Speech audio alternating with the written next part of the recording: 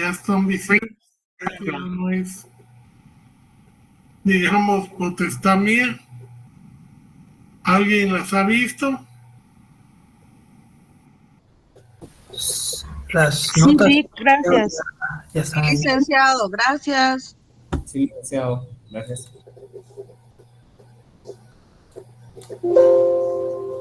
¿Me decían, disculpe? Ya aparecen las notas, licenciado. Ya vimos la nota, licenciado, gracias. Ah, bueno. Ya saben que de acuerdo al reglamento, después de publicadas a partir de mañana, tienen 3 días para solicitar a la coordinación la revisión. Yo lo que les encargo mucho es que además del nombre y del carnet, me pongan un teléfono, mejor si es el celular o es el donde ustedes contestan, para poder coordinar la revisión, que obviamente es en su mayoría electrónica. Entonces, por favor, les encargo mucho que agreguen su teléfono.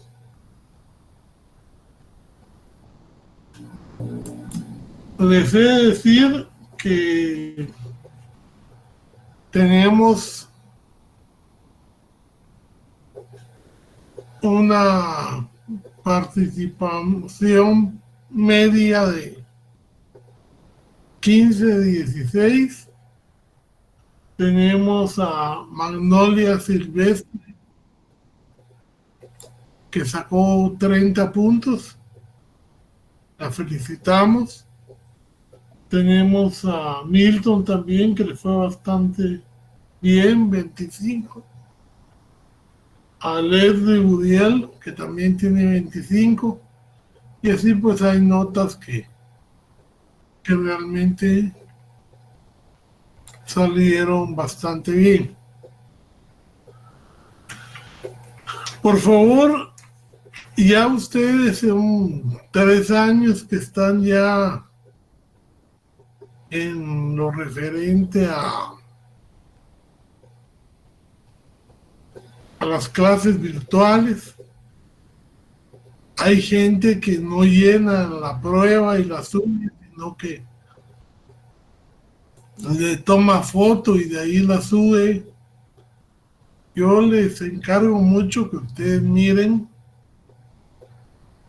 tutoriales o videos, o le pregunten a algún compañero cómo pueden hacer para que la prueba quede bien ahí en el mismo material que se les manda. Ahí tienen ustedes espacio suficiente para poderla examinar. Vamos a resolver el laboratorio. No sé quién me quiere hacer el favor de leerme el laboratorio, que no muchos resolvieron. Unos pusieron el nombre, pero lo entregaron en blanco. Y la verdad es que el laboratorio se da para que ustedes puedan ir ejercitando su mente en la aplicación de casos. Y es importante que los hagan. Ya saben ustedes, pues, que no suman puntos, pero sí yo observo y miro quiénes están trabajando y quiénes no. Porque esto era en el horario de clase. Y lo puse porque en las 2 secciones me escribieron y me pidieron más casos para poder desarrollar más práctica, me imagino. Entonces, no sé quién me va a hacer el favor de leer el laboratorio. Noé Eduardo. Presente, Lic. Dice, caso 1. Sí. Pablo Estrada, quien funge como síndico y tesorero municipal de San José Pinula, permite que su amigo Lenin tome del dinero destinado a comprar adoquín para las obras de pavimentación de la zona 1 de esa localidad, la suma de 22,000 quetzales que pretende usar para comprar un carro y así puedan facilitar su movilización. Ok. ¿Qué delito es ese? No lo hemos visto, pero se supone que ya lo debieran de haber leído. Malversación, le anoté en mi No, caso. Peculado culposo, tal vez, licenciado. tampoco. Ese lo vamos a dejar sin resolver porque vamos a ver la clase de hoy y ya después ustedes mismos me van a decir, es peculado, pero ¿qué tipo de peculado? En el Por caso de Pablo, sustracción, licenciado. por sustracción, muy bien. Por Pero y en sustracción. el caso de Lenin,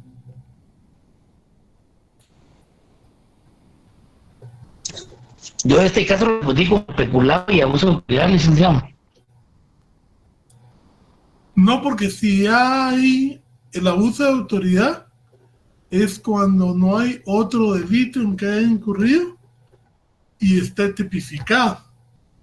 O sea, el abuso de autoridad es el llamado delito residual, que cuando no se le puede poner cualquiera de todos los que están ahí, que son para funcionarios, y abusa causando daño o causando perjuicio, se le pone abuso de autoridad.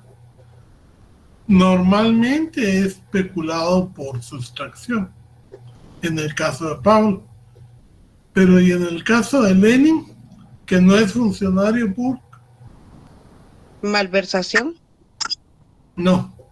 Malversación tiene que ser Tráfico de influencias, funcionario Lic. público. Sí. Lenin, ¿qué cometió? Tráfico de influencias no sería, Lic. No. ¿Peculado cómo era? Encubrimiento propio, Lic.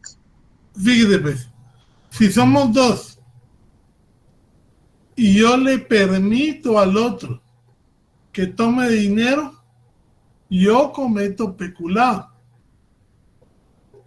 Pero el otro, que no es funcionario público, lo que comete es hurto. Ahí me lo pusieron ya en el chat.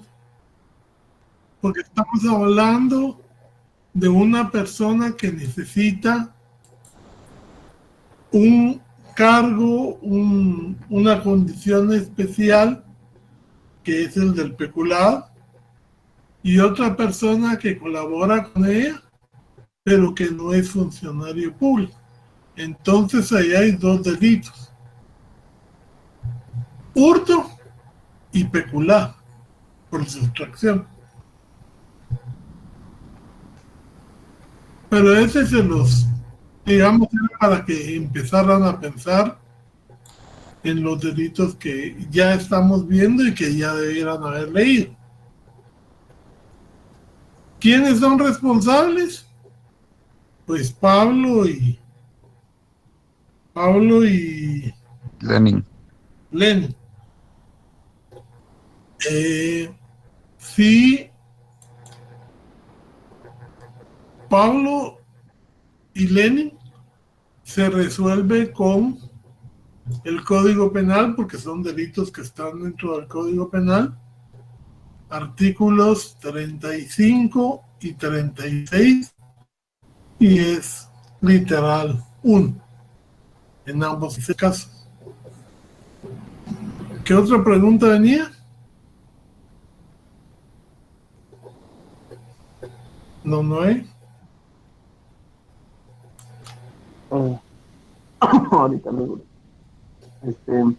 Yo me quedo con la duda, Liz, porque como eso que usted dice, peculado por sustracción, dice que es que sustrajere o consintiere que otro sustraiga. Ese es el verbo, ¿sí?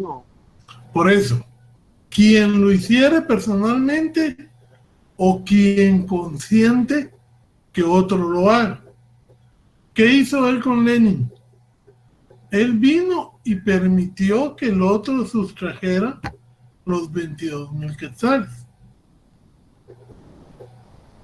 Sí, yo me enfoqué en la malversación porque como él le dio un uso diferente, ¿cuál Pero sería es la que diferencia entre ellos dos?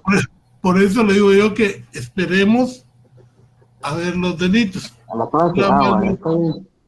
la malversación se da según la ley del presupuesto. Yo para cada actividad que hago en el Estado tengo un renglón. O sea, si yo para el pago de honorarios de 0.29 lo destino a comprar alimentos, aunque de hecho eso pudiéramos decir se están gastando en la misma municipalidad, eso es malversación, porque estoy usando el dinero de un reloj para el otro. ¿Ya? Ya. Sí, ya comprendido. Gracias. En cambio, cuando el peculado, ¿yo para qué saqué los 22,000 quetzales? Sí, para uso personal.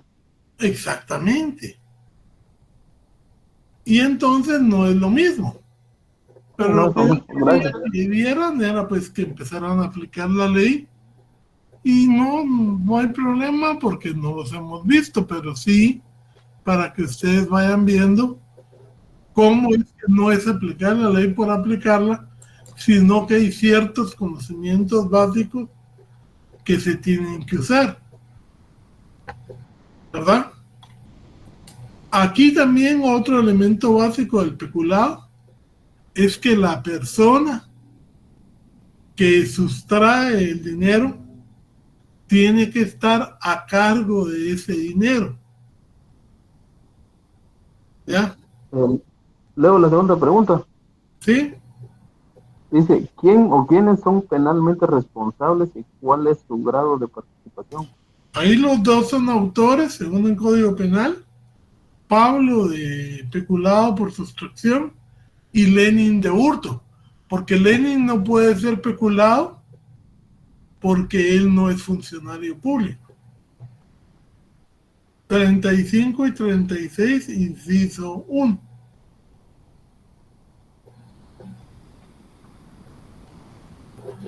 Alguien me estaba poniendo ahí el 246.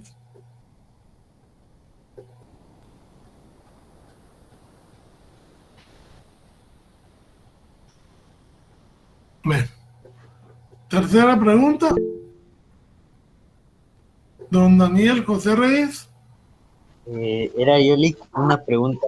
El artículo 246 dice hurto, quien tomare sin la debida autorización, cosa, mueble, total o parcialmente ajena, será sancionado con prisión de 1 a 6 años.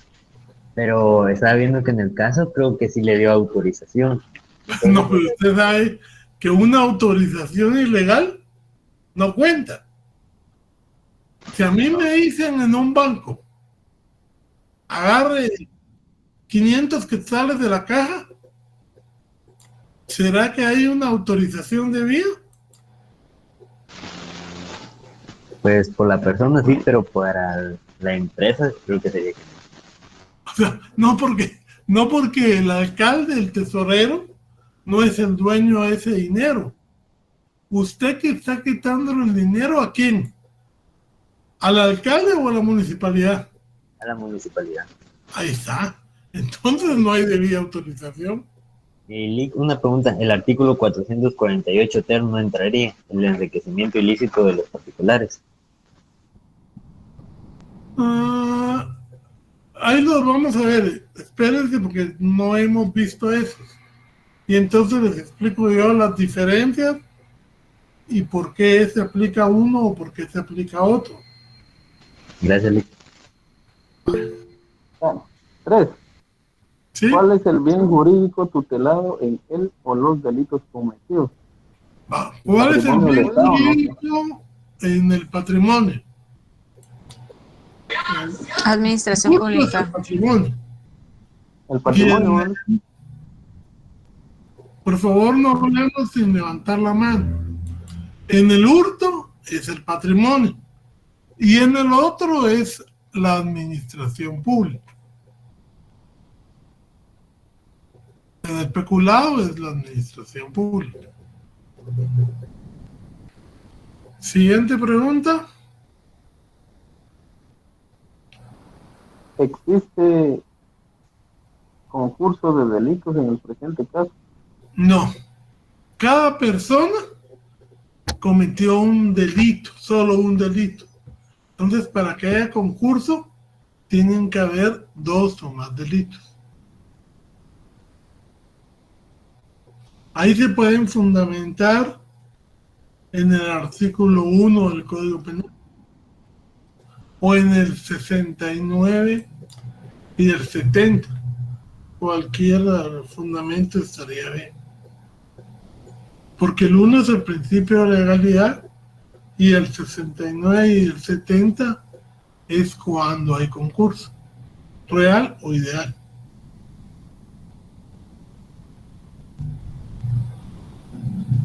Siguiente. Karen Mack. Disculpe, Lick, tengo un poco de problema con mi internet. No alcancé a escuchar el primer artículo que mencionó antes del 69 y el 70. El 1, Gracias, Lick. principio de legalidad. La siguiente, don Noé. ¿Cuál sería la pena máxima que se le podría imponer a él o los responsables? Ok. ¿Cuál es la pena máxima en el peculado? Léame ahí su artículo, por favor. Peculado por sustracción. 10 años. 10 años. Ok. Y para el hurto, ¿cuánto es la pena? Busquémoslo ahí.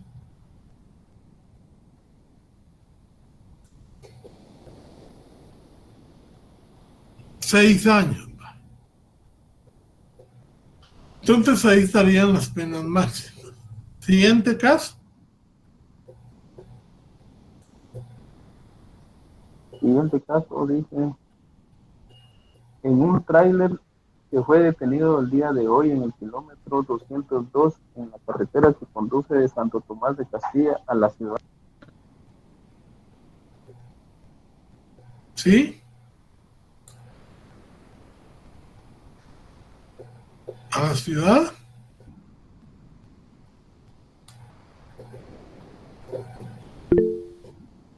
Lo voy a continuar yo porque creo que el compañero se desconectó. Bueno. Entonces sería: en un tráiler que fue detenido el día de hoy en el kilómetro 202 en la carretera que conduce de Santo Tomás de Castilla a la ciudad de Guatemala. La Policía Nacional Civil encontró un total de 20 estufas y 50 refrigeradoras marca Mave, totalmente nuevas, sin documentación que acredite la importación y pago de impuestos respectivos. ¿Qué delito es ese?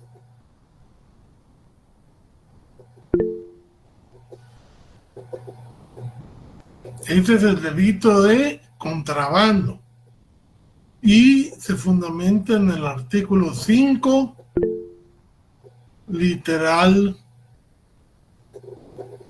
B. En este caso yo puse el artículo 5 de la ley de persona aduanera, pero no lo tipifica como usted lo indica, Lick. ¿Por qué no? ¿Cuál puso usted?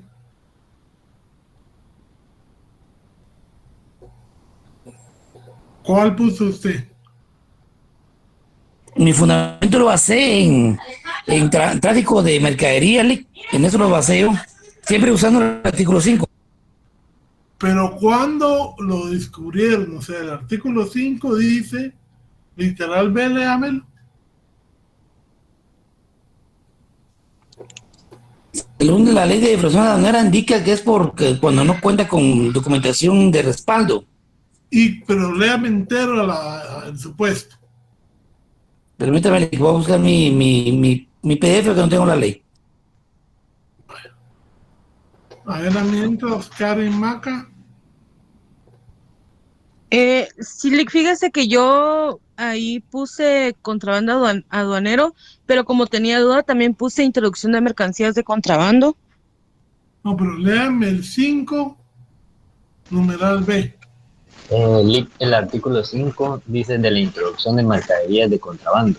El inciso B dice el que las conduzca a bordo de un vehículo en tránsito aduanero, sin estar manifestadas o cuya propiedad no conste en los respectivos documentos oficiales. Ok, entonces ahí es más de claro que estamos hablando de un transporte que tiene mercadería que no puede ser probada su entrada legítima o su propiedad y pago de impuestos en este caso. Entonces es el introducción de mercaderías de contrabando, artículo 5, numeral inciso B. ¿Verdad?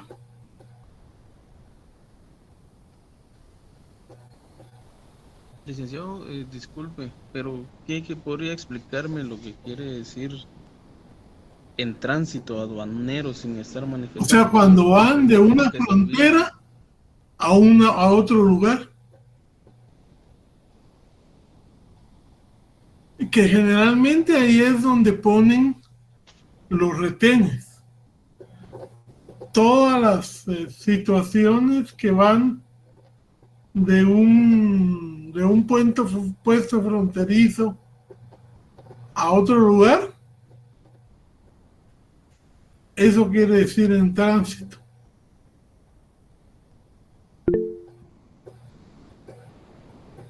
José Luis Fernando López García. ¿Qué tal, licenciado? Buenas tardes. Licenciado, una pregunta, pues, así como el caso, o sea, en lo último dice sin la documentación que acredite la importación, y aparte dice y pago de impuestos respectivos. Yo tenía la duda porque también en el artículo, o sea, la descripción de contrabando dice que también, aunque ello no cause perjuicio fiscal, o sea, ahí también es solo un delito o son dos. No, solo uno. Ah, ok, gracias. De ahí está don Francisco Jorge Luis Natareno. Gracias, licenciado. Buenas noches. Fíjese que a mí me causaba duda cómo encuadrar ese delito. Yo la verdad en el trabajo pues puse encubrimiento propio, porque pues aunque esté aunque esté en ruta, ¿verdad? De las aduanas, pues en su posición no pensé que ese era el tránsito que debería de pasar, porque en ningún momento dice que pasó sobre la aduana. Entonces por eso me causó duda esa parte. En tránsito es en ruta, cuando están transportando. O sea, la ruta puede ser desde, o sea, que está en el camino de la aduana, sí, desde ahí sí. ya se supone que podría ser ya introducción de mercaderías. Inclusive digamos que no sea en una ruta principal. Si a usted lo sorprenden con un tráiler, lleva mercadería, no la puedan parar, lógicamente es contrabando. Ya entiendo, Lick, muchas gracias. Bueno, la siguiente pregunta dice, a ver, don Daniel. El inciso 2 dice quién o quiénes penalmente, quiénes o quiénes son penalmente responsables y cuál es su grado de participación. Ahí obviamente es el piloto.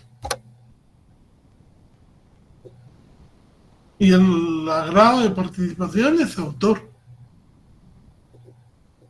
Claro que podemos hablar de que pudieran haber defensas, sí, pero en el momentito el que está manejando el tráiler es el piloto y él debería saber que se carga un furgón con mercadería, tendría que cargar la documentación para respaldarla.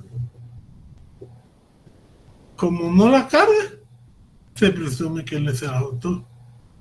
No diciendo, pues, digamos que es el único autor, pero en el caso concreto él es al que hallaron y él es el que sería el sujeto activo. 35 y 36, inciso 1. La siguiente. Existe concurso de delitos. En su caso explique y cuál es y por qué. No hay concurso porque es un delito que es el contrabando. La introducción de mercadería de contrabando es solo uno. Ahora, si llevara papeles falsos, digamos, habrían dos: falsificación y contrabando.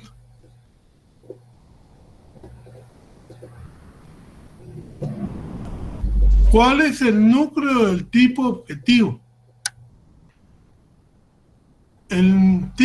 ¿Cuál es el núcleo del tipo objetivo? El núcleo es el verbo, ¿verdad? ¿Qué hizo él? ¿Cuál fue su conducta ilícita? Introducción clandestina. Introducción o ingreso. Jeffrey Soto. Sí, yo puse, es la acción de introducir mercaderías sin sus manifiestos. Sí, está bien. Pero cuando hablamos del verbo es solo el verbo, pero si pone un cachito de mano. A ver, Karen Maca. Sí, fíjese que yo puse conducir e introducir porque ambos verbos estaban en el inciso que utilicé como fundamento legal, pero no sé si únicamente sería introducir. Pues la verdad es que es introducir, pero conducir e introducir no está de más, pues, o sea, mientras tengan correcto el que es lo que... En el caso mío, Lick, yo puse conducir, me quedaría sin documentación. No, porque es introducir. O transportar, que hubiera puesto. Porque la simple conducción no es prohibida. Lo prohibido es la introducción de mercadería en el contrabando. Y el segundo verbo, digamos, ahí es a través del transporte. Es más, si llevar un ayudante, ambos son sujetos activos, aunque el otro no esté conduciendo. ¿Ya? Porque los dos están introduciendo mercadería de contrabando. Y el último es la pena máxima. No, perdón, ¿cuánto tiempo prescribe la responsabilidad penal? ¿En cuánto tiempo prescribe la responsabilidad penal? Y nos vamos a la pregunta. ¿Cuál es la pena máxima?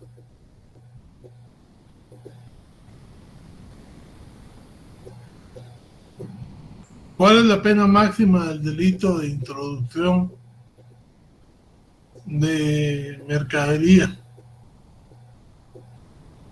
10 años. 10 años. Entonces ya sabemos que como es una tercera parte más, nos va a quedar en 13 años, 4 meses. Y como decía la compañera, si en todo caso también hubiera una pena de multa, ¿en cuánto tiempo prescribe la multa? En 5 años, ¿no? Y finalmente el último caso. Léamelo, Milton.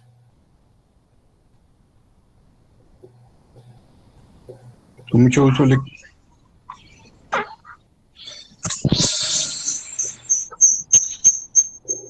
Caso 3. Ismael Porras, alcalde de Coatepeque, y sus 4 concejales tienen una reunión con otros 50 ciudadanos del pueblo, 20 comerciantes, 10 campesinos, 10 artesanos y 10 finqueros. y todos manifiestan estar cansados del actual gobierno y que se alzarán en armas para derrocarlo. Así lo planifican, compran armas y que han de reunirse el día de hoy frente al Palacio Nacional y a la hora indicada, 6 de la mañana. Asisten todos, menos los campesinos, que son reducidos al orden por la Guardia Presidencial y puestos a su disposición como juez penal de turno. ¿Qué delito se cometió? Rebelión. Rebelión, pero también, fíjese, pues, rebelión para los que se reunieron y fueron. Pero digamos en el caso de los 10 campesinos que se reunieron pero ya no fueron, ¿qué delito hay? Está en el siguiente artículo, 386. Se proposición en conspiración. Exactamente. Entonces ahí se cometen los dos. Porque el primer delito sería reunirse y conspirar.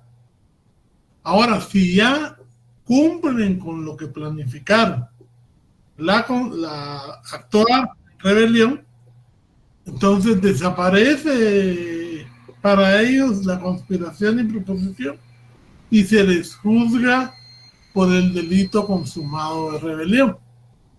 Pero los otros que participaron en la reunión no pueden, digamos, quedar sin delito porque solo el hecho de haber participado en la reunión ya es un delito autónomo. ¿Ya? Ahí todos los que participaron cometen delito. Solo que los que no fueron, nada más se quedan en conspiración y proposición y la pena es bastante más leve que los que sí llegaron y participaron. En esos delitos, digamos, para cuando se da la segunda pregunta, a los autores, a los que convocan, a los instigadores, se les va a poner una pena. Y a todos los ejecutores se les pone también una pena distinta. Digamos, a Ismael y los 4 concejales se les va a poner una pena. Y a los 40 ejecutores, que son los que llegaron, pues se les va a poner una pena menor. Dígame, don Noé. ¿Y la agrupación ilegal de gente armada aplica ahí? ¿Ah? ¿Agrupación ilegal de gente armada aplica? No, no porque ese es un delito, digamos, que está más relacionado con la constancia. Aquí el delito era para la rebelión y entonces no aplicaría eso. Porque el fin de la reunión era derrocar al gobierno, que lógicamente 50 personas no van a derrocar a un gobierno, pero no se aplica ese otro. La pena que dice el mismo artículo 385.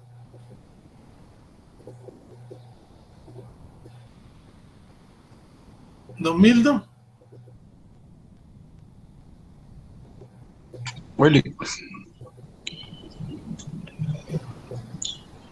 la segunda pregunta, ¿quién o quiénes participaron en él o los delitos cometidos y cuál es su grado de participación?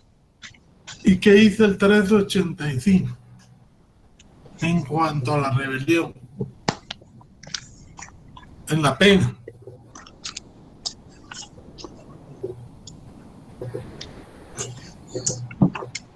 Los promotores dirigentes o cabecillas del delito de rebelión serán sancionados con Serían prisión. Ismael y los 4 concejales. Ellos eran los que promovieron el encuentro. ¿Cuánto se les pondrá? 10 años 10 años. y Y los multa de 5,000 quetzales. Ujú. 4 años. ¿Cuánto? 4 años. 4 años. Ok. Y en el siguiente artículo, los que conspiran, ¿cuál es la pena? 2 años. 2 años. O sea, para que vean ustedes que si hay una diferencia entre cometer el delito completo y nada más llevarlo a la conspiración o proposición. Siguiente pregunta.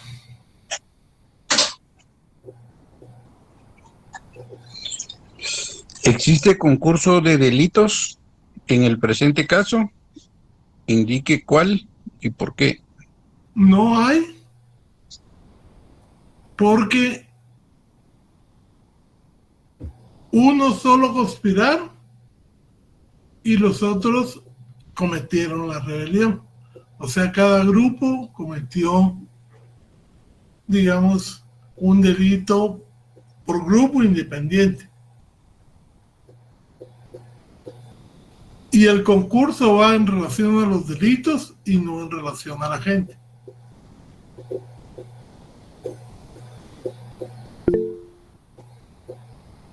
Don José Luis. Licenciado, una pregunta. Entonces, ¿puede haber rebelión sin conspiración y proposición? ¿Ah? ¿Puede? ¿Puede haber rebelión sin que haya conspiración y proposición, entonces?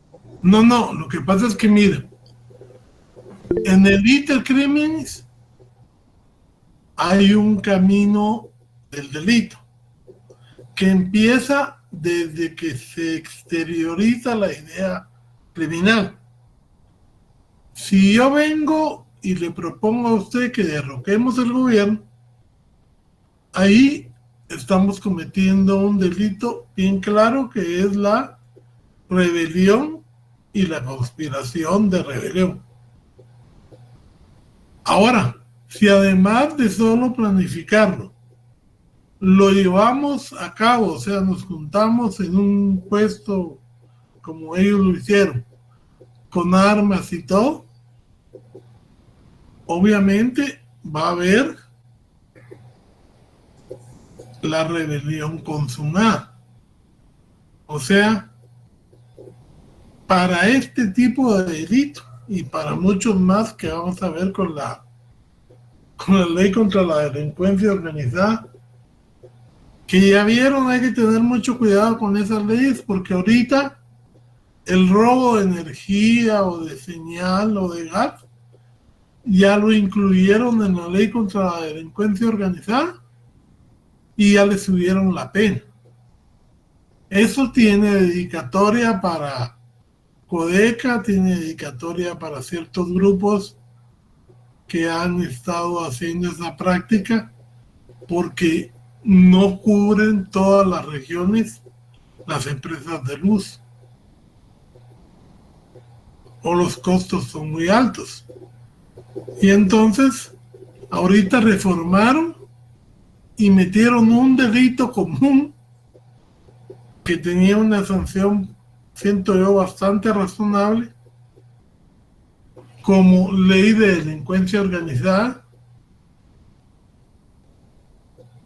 tergiversando, digamos, lo que es el concepto de delincuencia organizada, los fines, de suerte que no los pusieron como terroristas, porque eso sería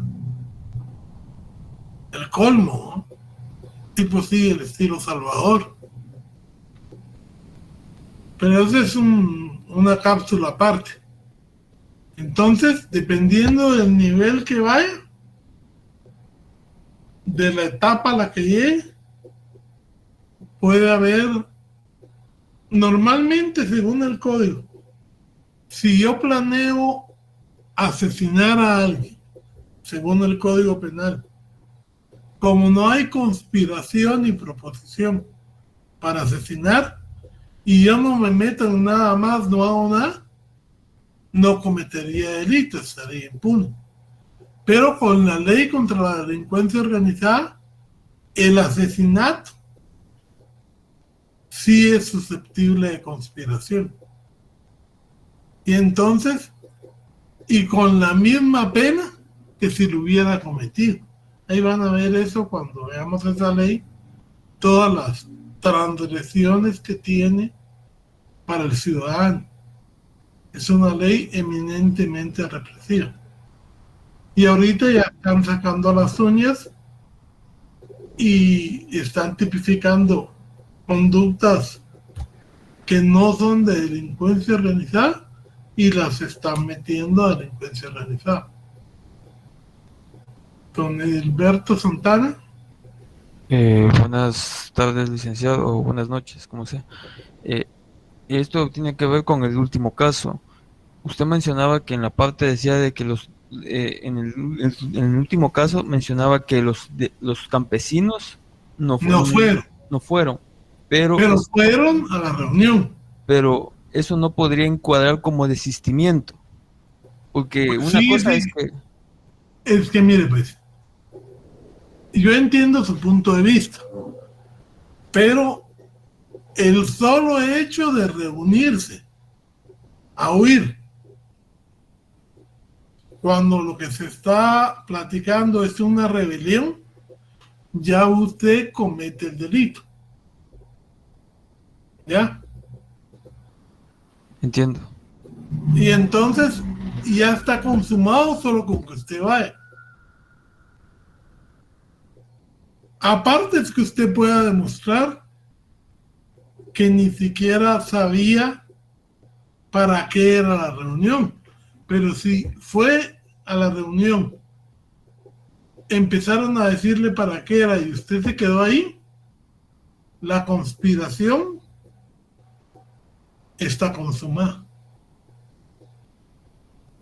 Porque si yo, digamos, ustedes hacen una reunión, entonces alguien empieza, mire, mejor matemos al profesor de penal porque nos fue a regular en el parcial.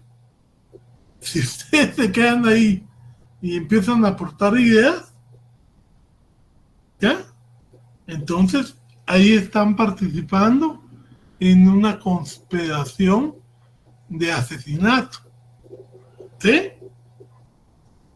Y entonces, en la ley contra la delincuencia organizada, si logran demostrar que para eso se reunieron, todos los que se reunieron van a tener la posibilidad de que los juzguen por conspiración para asesinato. Y con la misma pena que si me hubieran matado.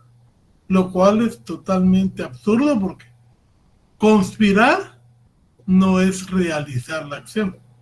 Pero ya lo veremos, como les digo, cuando veamos la ley de delincuencia organizada. Yo les traía, porque eso lo probaron hoy, y eso es realmente una violación contra los ciudadanos.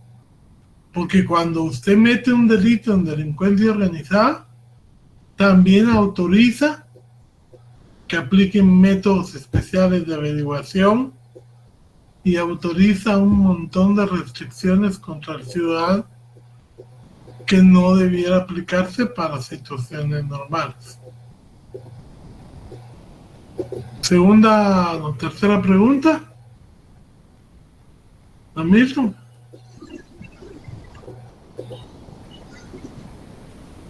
La tercera pregunta es: ¿esa es la última ley de si existe concurso de delitos en el presente caso? Sí, porque es cada grupo. Bueno, entonces,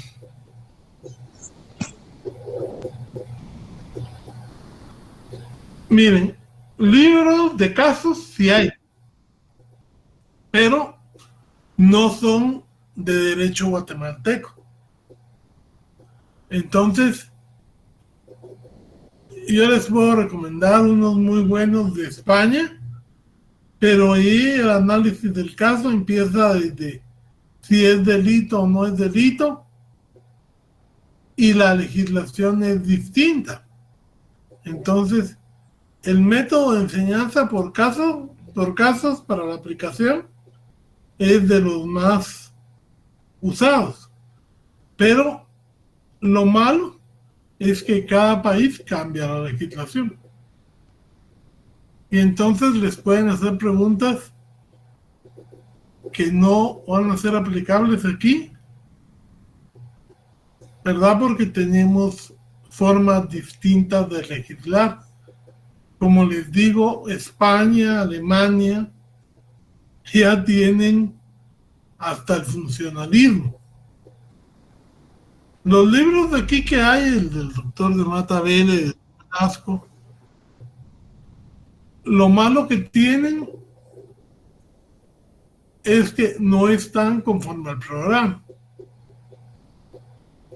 Ronnie López y todo fueron hechos anterior a la reforma del programa. O sea, no tienen la estructura típica de tipo objetivo y tipo subjetivo, y entonces puede confundirse un poco, pero sí se puede estudiar en ellos. Solo hay que ordenar los elementos. Esa era doña Francisca, ¿verdad? Buenas tardes, licenciado. Yo preguntando por mí y por todos los compañeros, si es posible que nos pudiera usted brindar más casos si usted tuviera la posibilidad, aunque no los tengamos que resolver y subirlos, ni que usted no los revise, sino solo para nosotros poder practicar un poco. Pues no sé si usted tenga algunos casos ahí que nos pudiera compartir. Mire, compañera, lo que pasa es que ¿qué sentido tiene? Es como que usted me dijera que dejáramos a los estudiantes de medicina diagnosticar pacientes sin supervisión y que entonces van a darle una pastilla para el estómago, para un cólico a un paciente que lo que tiene es una apendicitis. Yo les puedo dar casos, pero si no están bien contestados o con quién van a saber ustedes el porqué de las respuestas. Sí, tiene razón. O sea, la idea es que discutamos los casos para poder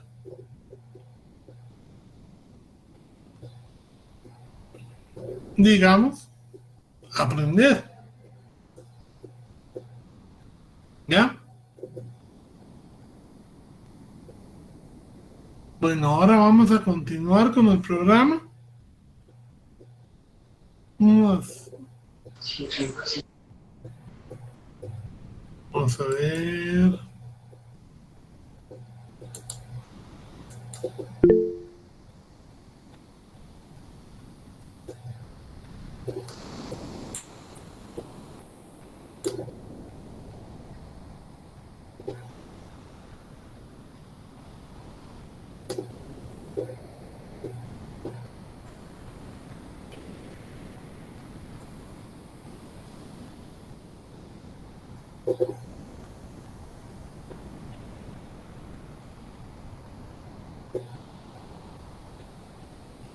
Ahora creo que ya entraron todos.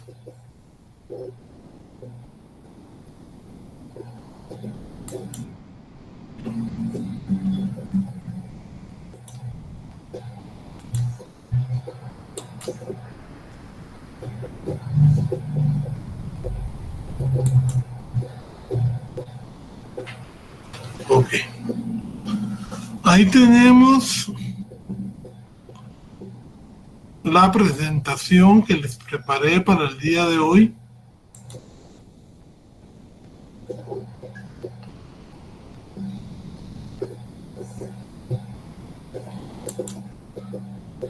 Y que se refiere a estos cambios que se dieron. Ahorita ya no acepto gente, señores, porque si no, no puedo avanzar.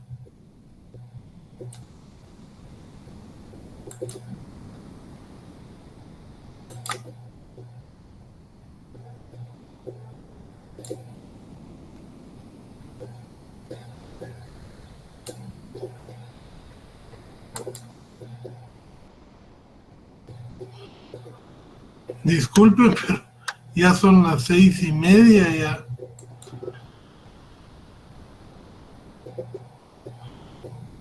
O espérenme, yo los voy a, conforme voy explicando, los voy dejando ingresar. Vamos a ver.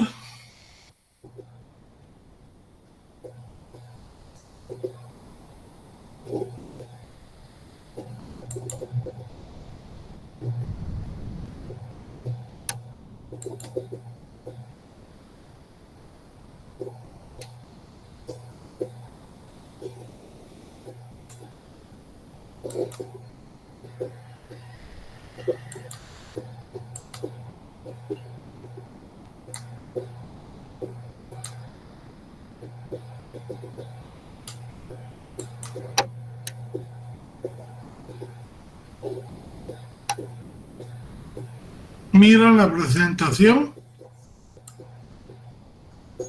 Sí, Lick. Ok. Entonces, por cierto, don Byron, leamos aquí el abuso de autoridad. Byron 10. Ok. Dice, comete abuso de autoridad el funcionario o el empleado público que, abusado de su cargo o de función, abusando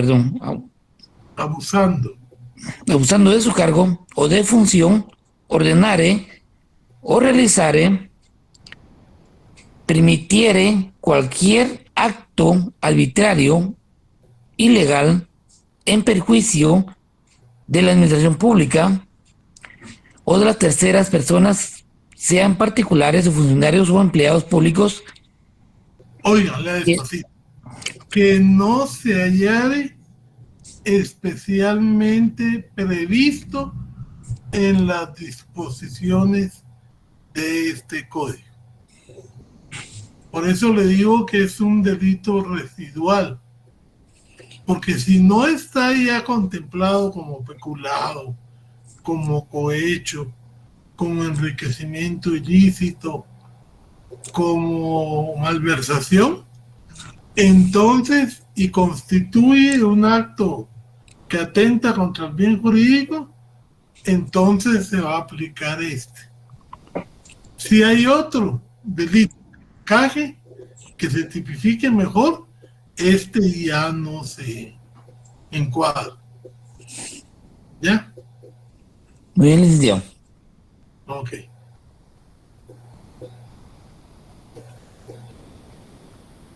El siguiente,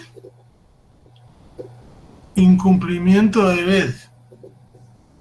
Por favor, don Bael. Comete delito de incumplimiento de deberes el funcionario o empleado público que contiere o rehusare o retardare realizar algún acto. Omitir, rehusar o retardar. Omitir, ajá. Un acto propio de su función o cargo, y el responsable de este delito será sancionado con pena de prisión de 3 a 6 años y inhabilitación especial. No sé quién tiene su teléfono, su micrófono abierto.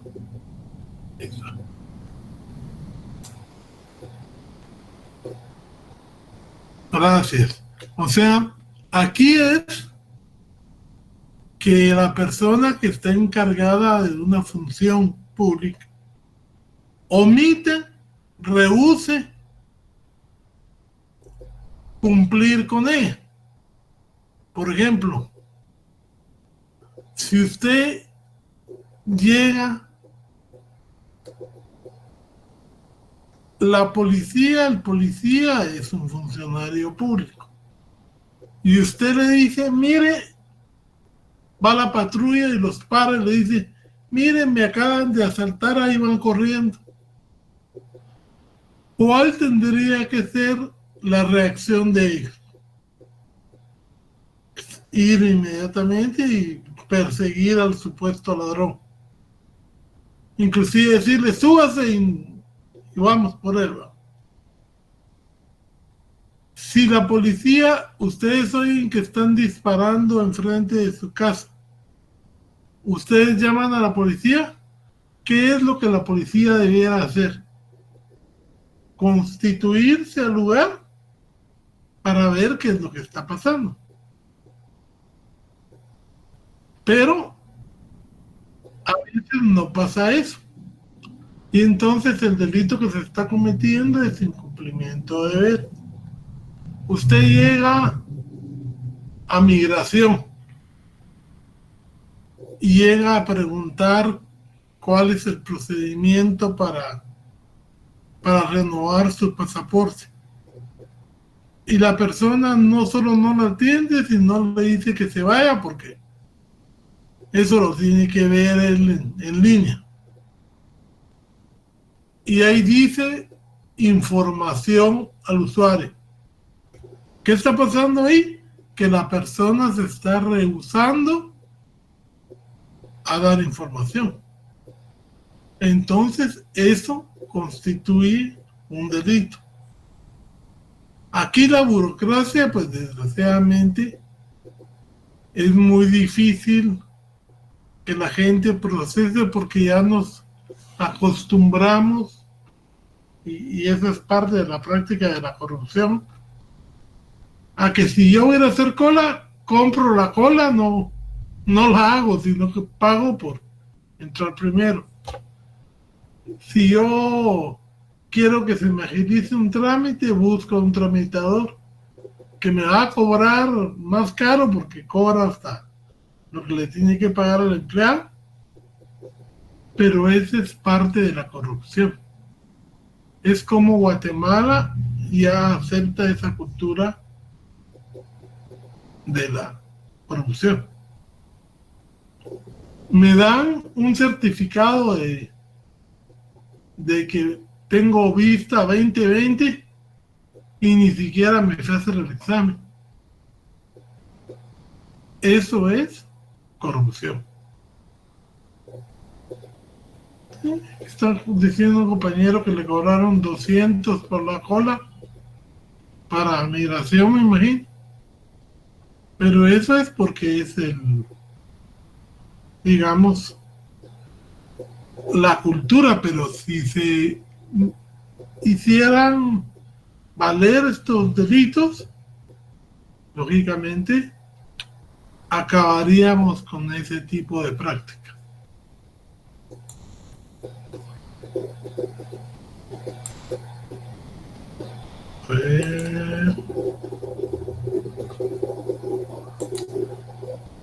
El siguiente, por favor, don Byron. Ok, artículo 419 bis, incumplimiento de deber de presentar declaraciones jurada patrimonial. Comete delito de incumplimiento de deber de representar o declarar declaración jurada patrimonial el funcionario público o empleado público o quien ejerza funciones públicas que estuviera obligado legalmente a presentar o actualizar su declaración jurada patrimonial, omitiere hacerlo transcurridos 60 días luego de la toma de posesión o hiciere sin cumplir los requisitos previstos en la ley de la misma ley de la materia, será sancionado con multa, la cual corresponderá a la multiplicación del salario o sueldo mensual del responsable por los meses de atraso en la entrega de la declaratoria. Todo empleado público que entra por primera vez a trabajar y que el sueldo supere los 5,000 quetzales, tiene la obligación a los 60 días de haber tomado posesión, de acudir a la Contraloría de Cuentas, a la unidad de probidad, y declarar su patrimonio. Eso implica declarar si tiene casa, cuántas casas tiene, si tiene carros, cuántos carros tiene, joyas, aparatos eléctricos, todo. Tienen que hacer una hoja de inventario y justipreciar cuánto supuestamente tiene él al momento de empezar a ejercer su función. ¿Esto para qué sirve? Para que si trabajó 5 años, en los 5 años ganó, pongamos, 500,000 quetzales, y nos enteramos que tiene una casa de 2 millones, un carro de 400,000, una finca o una granja en algún municipio de 200,000 y joyas por valor de 1,000,000.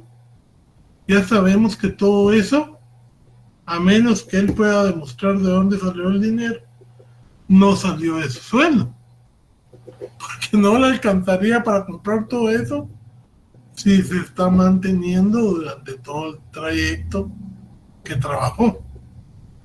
Entonces es importante que los funcionarios públicos hagan ese tipo de declaraciones para cruzar información, para aplicar los mismos delitos, como hablaba el compañero ahí, de enriquecimiento ilícito, que, exacto, que nos da una pauta sobre las entradas de las personas.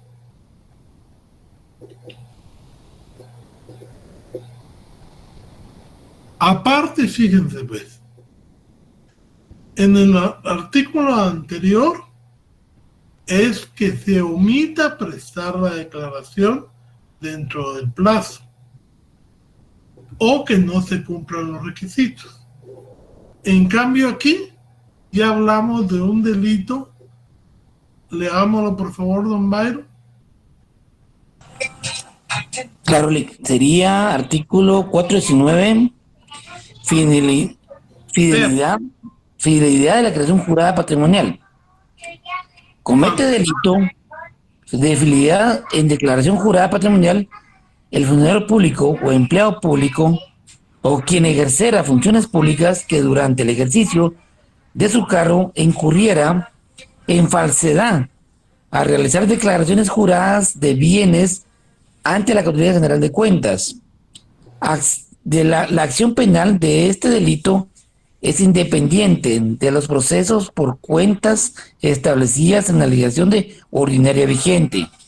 El responsable de este delito será sancionado con prisión de 2 a 6 años de multa de 25,000 quetzales o 200,000 quetzales y inhabilitación especial.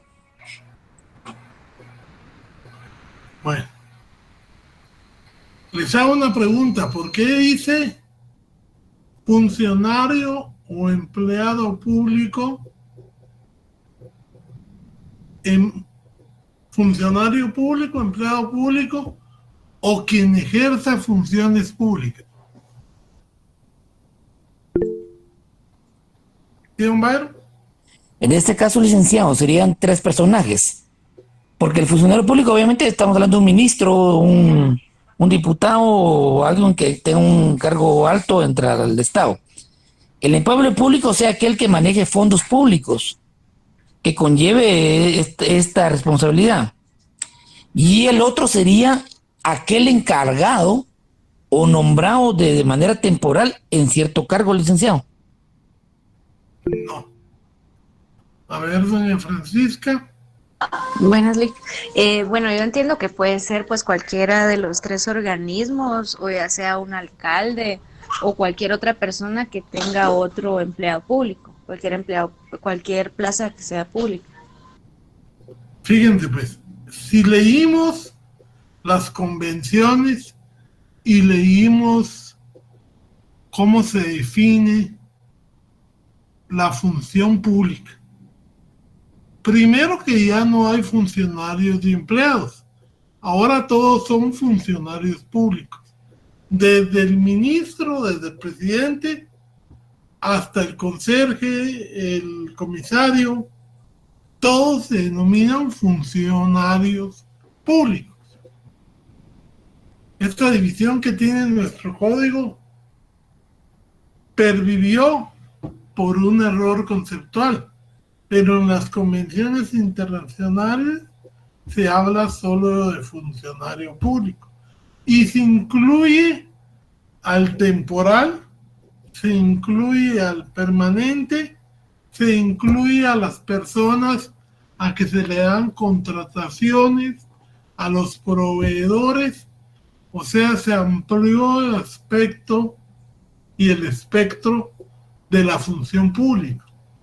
Los notarios, digamos, somos funcionarios públicos por la función que desempeñamos, porque somos, como notarios, tenemos fe pública.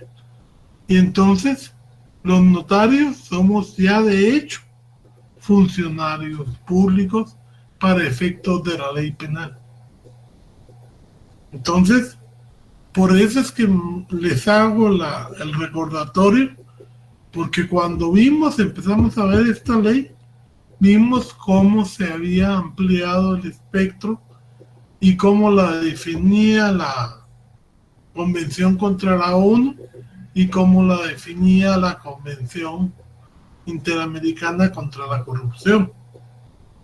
Entonces, estemos presentes que eso ya lo vimos y que incluye tanto a particulares que reciban, digamos, encargos públicos, como a los mismos empleados, que realmente no es que sean empleados, sino que el nombre correcto es funcionario público.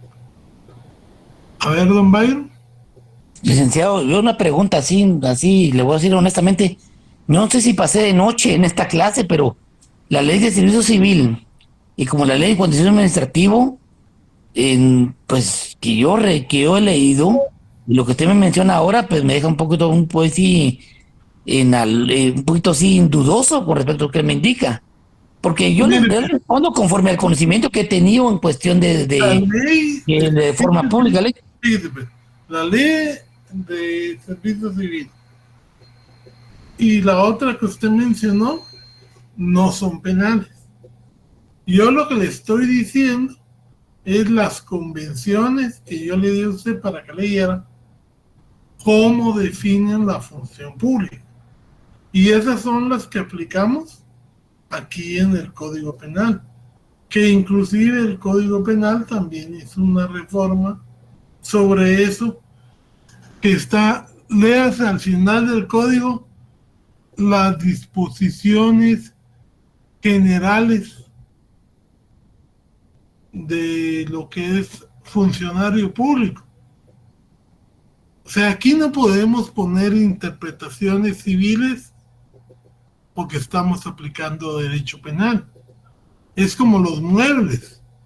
Lo que usted conoce como muebles en civil no es lo que se conoce aquí como muebles, porque en derecho civil hay muebles por naturaleza, por destino, que aquí no se aplica esa clasificación. O sea, nosotros tenemos que tener el conocimiento de cuando estamos hablando en un área del derecho y cuando nos cambiamos a otra, porque entonces las definiciones y las interpretaciones varían. La ley de servicio civil, ¿de qué año es?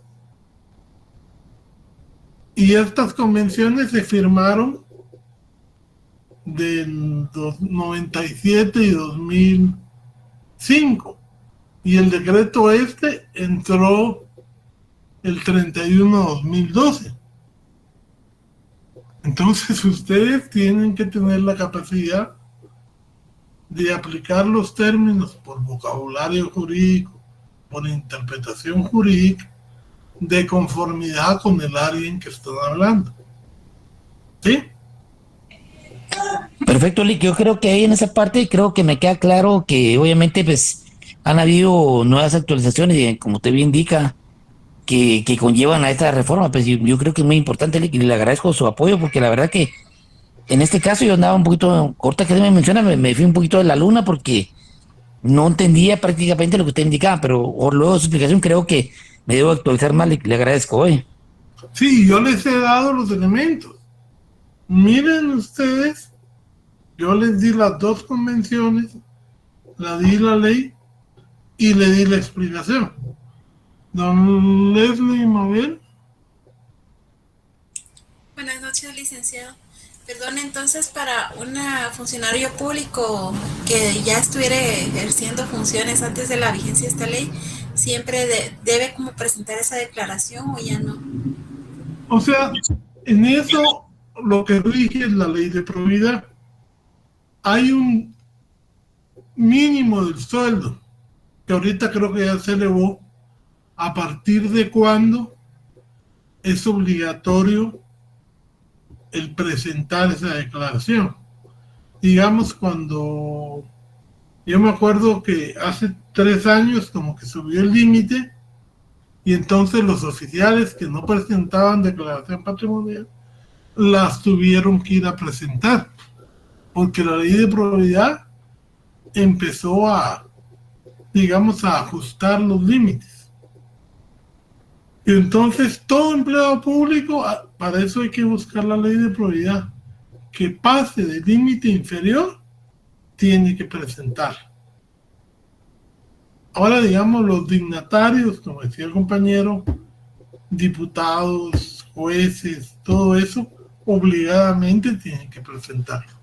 Pero no solo en los organismos legislativos y judicial, sino 8,000, decía que está conociendo.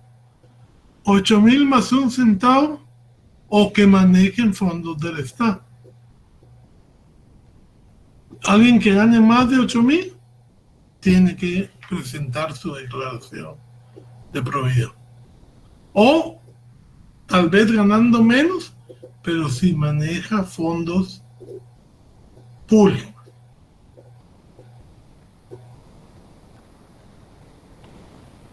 La actualización es cada año. O sea, la declaración se presenta la primera vez. Si no ha cambiado nada, no compró nada, no tiene nada más, pues puede pasar. Pero digamos, si usted, la actualización, digamos, yo compré un carro, ese año que yo compré el carro, tengo que presentarla antes de que finalice que adquirí un vehículo. Si lo compré a plazos, hago también la aclaración, porque ese carro va a ser mío hasta que lo termine de pagar. Lo mismo si compro una casa. Tengo que actualizar que adquirí una casa, pero que la estoy pagando por préstamo bancario o algo así. Porque también, fíjese que si usted compró una casa para 20 años plazo,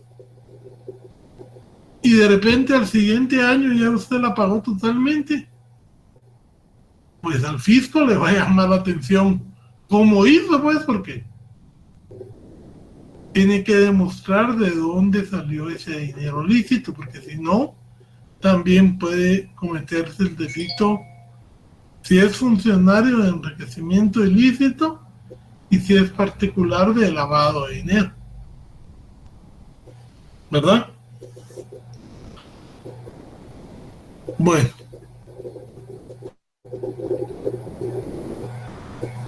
el delito de desobediencia. Por favor, Mabel Duarte, léame ese delito.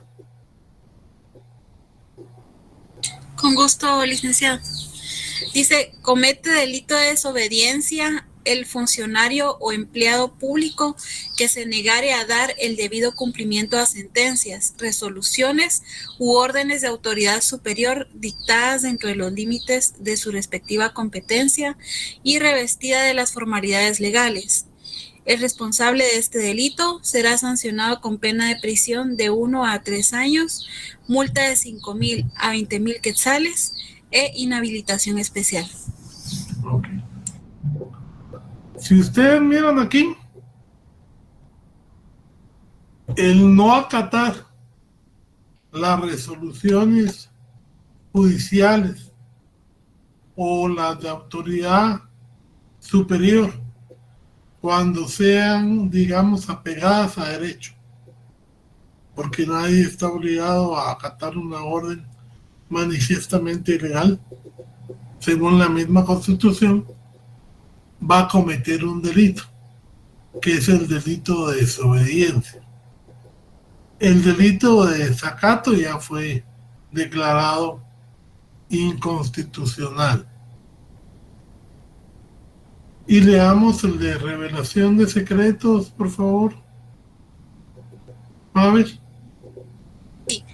Como comete delito de revelación de secretos, el funcionario o empleado público que revele o facilite la revelación de hechos, actuaciones o documentos de los que tenga conocimiento por razón de cargo y que por disposición de ley deben permanecer en secreto. El responsable de este delito será sancionado con prisión de 1 a 3 años y multa de 5,000 a 20,000 quetzales e inhabilitación especial. Pues lógico, hay funcionarios públicos que se enteran de datos sensibles, pero que tienen el deber al momento de que asumen el cargo de guardar silencio. Entonces, si lo revelan y se logra, digamos, establecer que lo revelaron, digamos, alguien que trabaja en la, digamos, cuestión bancaria, y que mira que un banco reporta ciertos problemas, pero que no son tampoco de un carácter que pueda ser una quiebra o algo.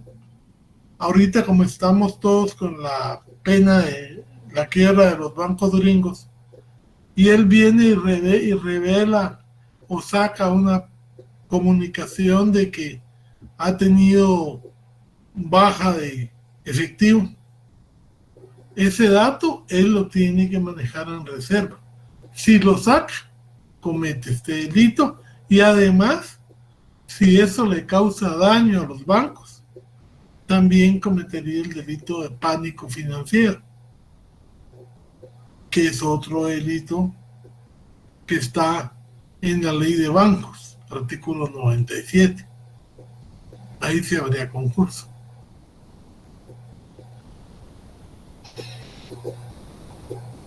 Bueno, ya los que siguen son 2 artículos sencillos que les encargo que se lean ustedes porque ya me agarró el tiempo y tengo que dejarlos para su siguiente clase. Cualquier duda me la preguntan en la siguiente clase sobre estos 2, 432 y 433, y tienen que leer para la clase del martes lo que es el delito de cohecho, todos los cohechos, los delitos de peculado, malversación y enriquecimiento ilícito, que son los que vamos a ver para la próxima clase. Así que muchas gracias, compañeros, y nos vemos aquí.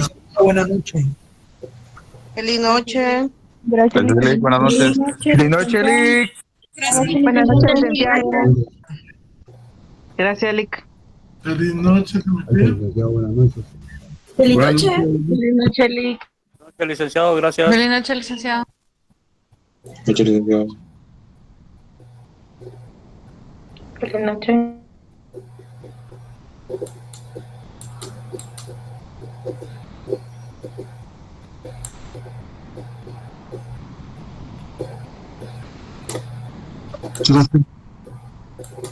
Feliz noche.